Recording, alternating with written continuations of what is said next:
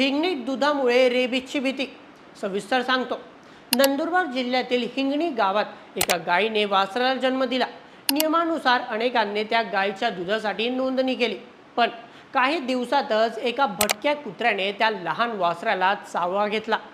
वासरावर उपचार झाले, अचानक वासराचा मृत्यू झाला। आता भीती पसरली की वासरू दूध पिताना त्याची लाळ गायीच्या सडाला लागली असेल आणि तिचे दूध 51 ग्रामस्थांनी प्यायला होते। मग काय, संपूर्ण गावात रेबीजची दहशत पसरली। एकाच वेळी एवढ्या लोकांनी रेबीज लस देण्याचं मोठं आव्हान आरोग्य विभागासमोर उभं टाकलं।